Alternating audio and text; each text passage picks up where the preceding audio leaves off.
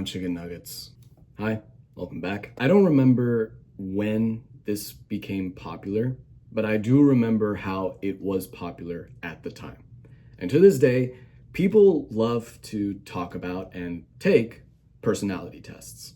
The personality test is made to assess a human's personality construct. One of the things that is covered in this personality test are the social behaviors that a person has. The two of them being introverted behaviors or extroverted behaviors. And that's kind of what I wanted to focus on throughout this video. Although I consider myself to be an introvert, I've come to realize that I'm actually more of a fluctuating introvert. I'm not going to be able to speak on behalf of extroverts, but I will cover the differences between the two so that way people can understand them better. I also think that introverts kind of get a bad rep. And that's not to say that extroverts are not frowned upon.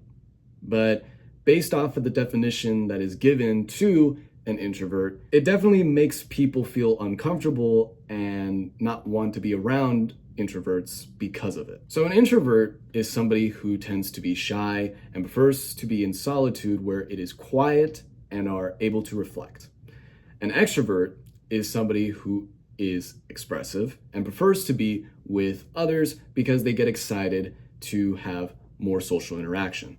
And then there are ambiverts who are a mix of both introvert and extroverted behaviors. The reason why I bring up ambiverts is because in a survey that I found, there are actually more people in America that consider themselves to be a mix of both introvert and extrovert. There was a much smaller survey where people considered themselves to be more introverted rather than extroverted. I was a little bit confused because I thought it would have been the opposite. But as I started to look more into the survey, I found out that the person that made the survey was actually an introvert themselves. So why would this person have more people consider themselves to be introverted rather than extroverted? When I looked more into it, I found out about this theory called the homophily theory, which states that people of similar levels of introversion or extroversion are more likely to befriend each other, which applies to the person that specifically made this survey. They went to more people or to their friends that are also introverts. And actually, when they gave the survey to extroverts, those people stated that they were more likely to befriend people who were also extroverted. And all of that makes sense to me because people want to hang around with others that they can relate to, or at least that have similar traits or similar personalities to them.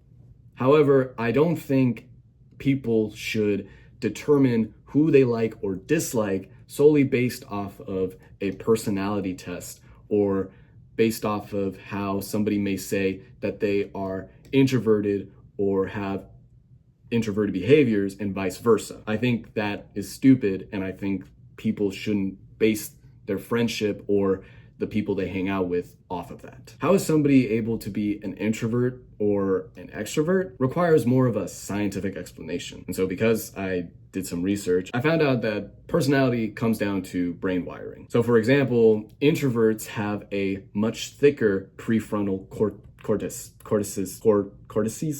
I can't fucking speak English. But anyway, this part of the brain is what controls the impulsivity of a human. And so naturally, introverts are able to control it better than extroverts. The disadvantage of this, however, is the upturned risk of an introvert having more anxiety and more depression. An example for extroverts would be that a brain scan showed their brain exerting more dopamine, which is a hormone that allows the person to feel happiness or joy when they are experiencing something. And so when a person is surrounding themselves with people and they are enjoying the company and they actually love having a lot of social interaction with these people, that hormone is being activated more strongly than an introvert. So even if science can explain how a person is introverted or extroverted, it doesn't quite necessarily mean that they are going to be extremely introverted or extremely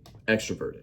It all boils down to how the person is raised and how the person surrounds themselves with company. If a person spends more time by themselves and does not interact with any person spends all their time on social media or playing video games, of course, they're going to feel more uncomfortable when they try to spend time with others. If somebody spends most of their time with people and they express themselves more freely and they're not shy to have a conversation with them, of course, they are going to feel more comfortable being with people and having social interaction. The biggest misconception about introverts is that we are supposed to be these antisocial beings that can't really hold a conversation. And then the misconception for extroverts is that they are these super bubbly, energetic, crazy people that can't be by themselves because then they'll just freak the fuck out. And that's not true.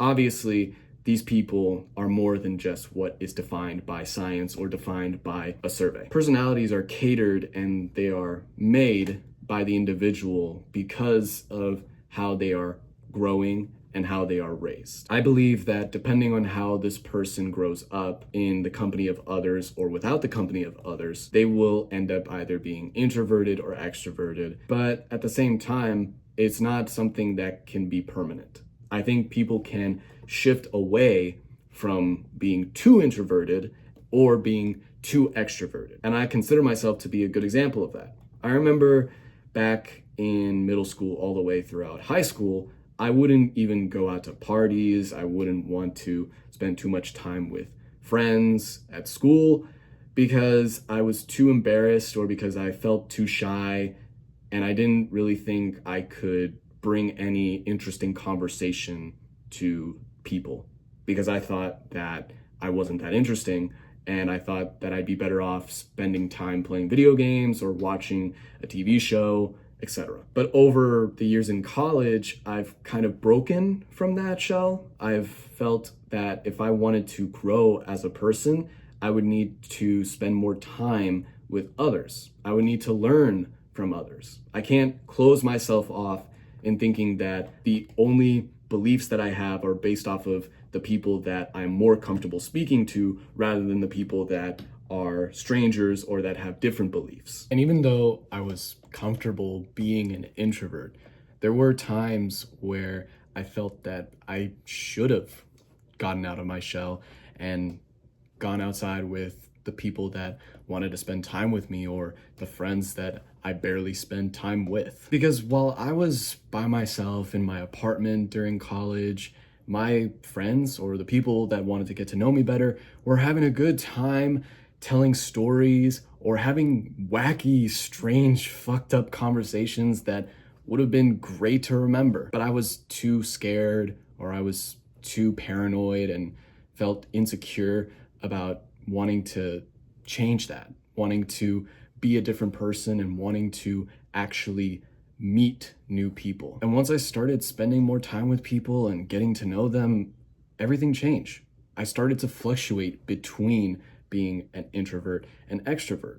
That's a sign that even though I started off as being closed-minded, wanting to be in solitude, I realized just how much fun it felt to be with others and share things with others and have conversations that you didn't expect to be interesting or funny or just nice. And even if it feels scary or even if it may feel embarrassing at times to express yourself and leave yourself vulnerable to people judging you, it at least is better than the alternative, which is being alone and not having any friends or barely any friends to talk to and just leaving yourself to feeling miserable because you can't have a normal conversation with someone because you're too afraid that it will lead them to judge you or misjudge you. You don't need to always be with others and you don't need to always be by yourself. And if they are preventing themselves from being friends or talking with people based off of their social behaviors or based off of what a personality test told them, they're not going to advance their comprehension of different opinions, different ideas, different beliefs. In my opinion, I think having that is special and necessary because it lets you have more of an open mind. That's the whole point of meeting new people. You get to share new experience with them, and you get to have a fun time doing the unexpected. Sometimes there will be instances where your friend wants to go with you somewhere, but because your introverted tendencies prevented you from leaving that boundary of exploring new places, trying new things, you ended up losing a good chance at experiencing something fun. And that's why you shouldn't get so paranoid and pent up about the things that could happen in a negative way. You should allow yourself to think things a little bit more optimistically and enjoy the time that you're having with these people, because they just want to get to know you better, or they want to talk to you about things that you didn't think they cared about. And the best part about being with others is the memories you're going to build and share with them along the way. You can't really create that many memories by yourself. You have to be with others so that they can then build them with you. And it's really a beautiful thing. And that's kind of the great thing about extroverts. They always get to experience new things because they're more open to trying new things, and they're more open to being with others and learning things about those people. And they're open to sharing things about themselves as well. Although introverts are more subtle and they control themselves a little bit better as far as their emotions go, they prevent themselves from actually experiencing something new because they're too scared and because they don't want to try something new with others. And that's why fluctuating between the two is so much better than just being an extreme version of both. The misconceptions between introverts and extroverts can leave them with a poor image and may leave them to be unable to have friends, which I don't think is okay. And I think the more you get to know somebody, the more you're actually helping them to be able to grow from their social behavior habits. Meaning that if you give yourself a chance with this person who is either an introvert or an extrovert, they may actually be more inclined to then fluctuate between the two. Having both introverted tendencies and extroverted tendencies is a good thing. Having some alone time and spending time with others is healthy because it's nice and balanced. That's kind of all I wanted to talk about today. I hope to make more videos. Please like, comment, subscribe, and share the video. Thanks again for watching, and keep being awesome.